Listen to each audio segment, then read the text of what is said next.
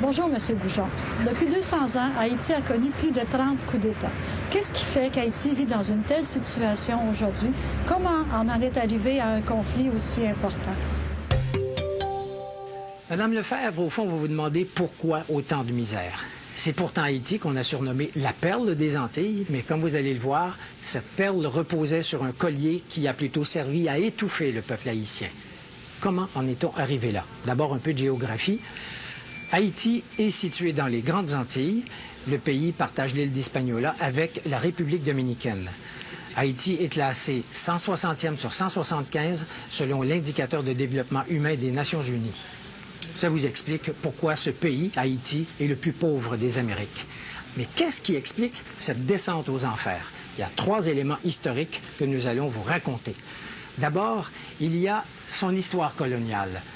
Il y a aussi l'isolement dans lequel les autres pays ont condamné Haïti dès sa naissance. Et enfin, il y avait l'existence d'élites prédatrices qui n'ont jamais donné aucune chance au peuple haïtien. L'histoire coloniale d'Haïti se caractérise par une exploitation massive des ressources de l'île sans aucune considération pour ce qu'on appellerait aujourd'hui le développement durable. Cette négligence apparaît dès 1492, alors que Christophe Colomb prend possession de l'île et la déclare colonie de l'Espagne. Immédiatement, les Espagnols transforment leur nouvelle colonie en un lieu d'extraction de richesses, principalement l'or.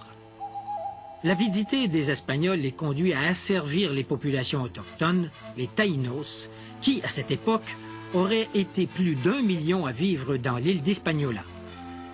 Les conquistadores les exploitent si durement qu'ils meurent tous en l'espace de 50 ans. L'histoire coloniale d'Haïti débute donc par un génocide. En 1697, Charles II, le roi d'Espagne, cède au roi de France, Louis XIV, la portion occidentale d'Hispaniola, qui est rebaptisée Saint-Domingue. Et cette colonisation française va intensifier la descente aux enfers d'Haïti. Je vous raconte la suite dans quelques instants. Je vous disais il y a quelques instants que la colonisation française a joué un rôle majeur dans le destin tragique d'Haïti.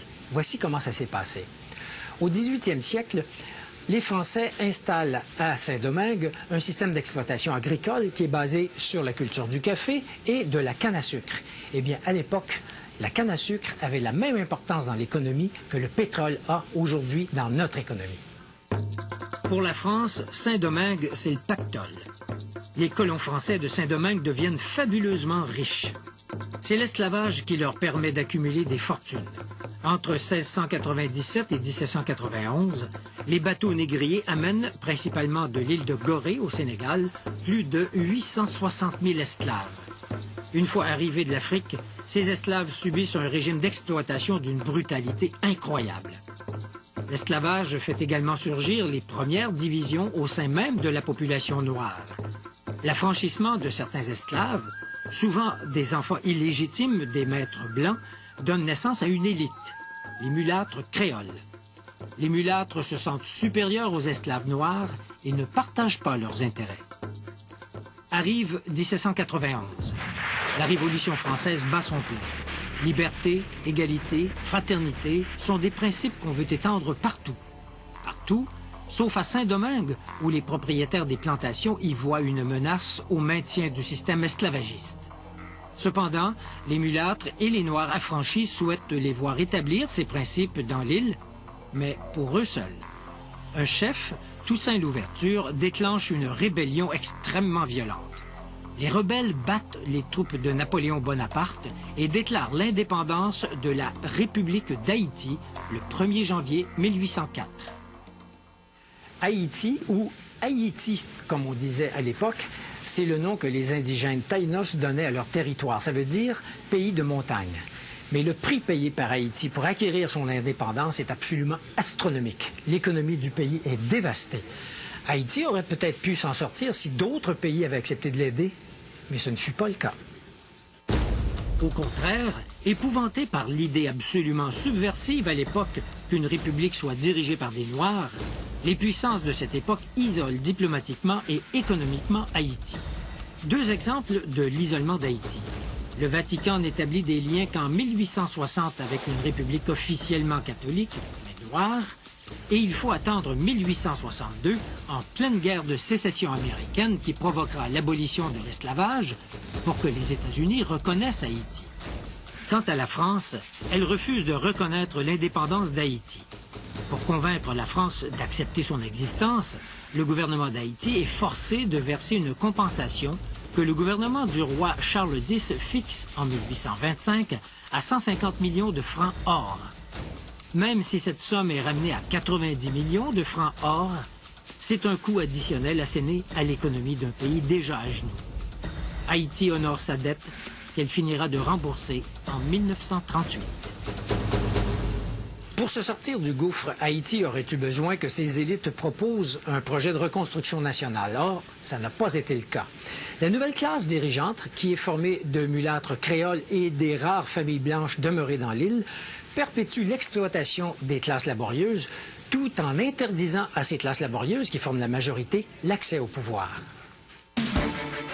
Les gouvernements se succèdent d'un coup d'État à l'autre, mais une chose demeure, le refus de la classe dirigeante de partager le pouvoir avec le peuple. À ce cycle d'instabilité s'ajoute l'occupation par les Américains entre 1915 et 1934.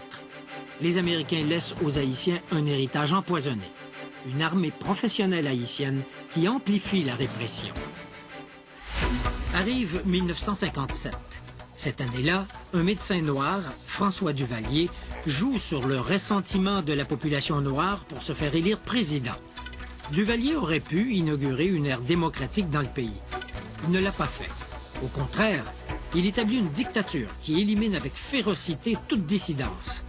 C'est l'époque des tontons macoutes et de l'exil d'une partie de la population haïtienne, surtout les mieux éduqués.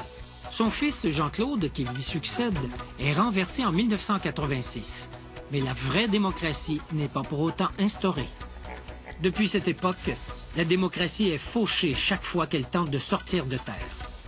L'espoir a longtemps reposé sur les épaules de Jean-Bertrand Aristide, un prêtre proche des masses et qui prêche une meilleure répartition des pouvoirs et de la richesse. Une fois au pouvoir, Aristide n'arrive pas à réaliser ce projet. D'une part, il se met à dos les élites possédantes qui ne veulent rien changer. D'autre part, il sombre lui-même dans le moule de l'homme fort, du chef charismatique mais autoritaire qui ne partage pas le pouvoir et utilise la force pour se maintenir en place. Cette double dynamique explique les malheurs récents d'Haïti, le coup d'État contre Aristide en 1991, les élections contestées, les troupes des chimères qui remplacent les tontons macoutes et l'hésitation de la communauté internationale à fournir des fonds pour rescaper le pays. La grande question est maintenant de savoir comment Haïti pourra rompre avec son passé et s'engager dans la voie de la prospérité et de la démocratie. Il est évident que la communauté internationale aura un rôle à jouer dans cette tâche de réanimation. Mais pour rendre son éclat à la perle des Antilles, il faudra beaucoup de doigté et beaucoup d'argent.